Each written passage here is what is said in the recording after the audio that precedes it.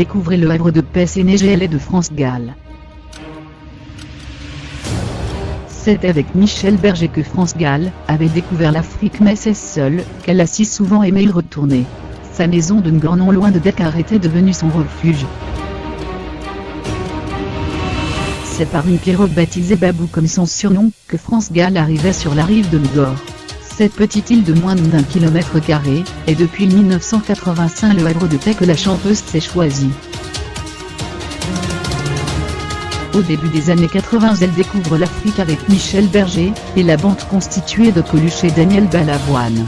Entre entraînement pour le Paris-Dakar et voyage humanitaire, la petite France se prend de passion pour cette terre d'Afrique qui résonne si fort en elle. Le titre Babacar deviendra l'hymne de cette découverte, mais pas seulement. Face à l'Atlantique, France Gall et Michel Berger décident de faire construire la maison de leurs rêves.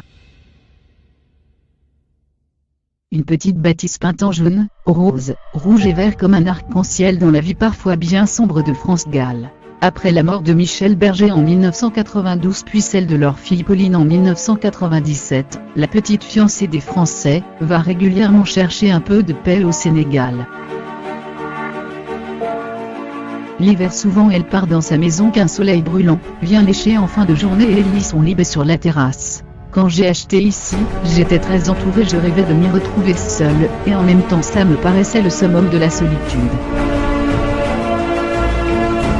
Désormais, lorsque je suis dans cette maison, je vis dans un autre temps, avec mes livres, face à l'Atlantique, confia-t-elle à Gala en 2004.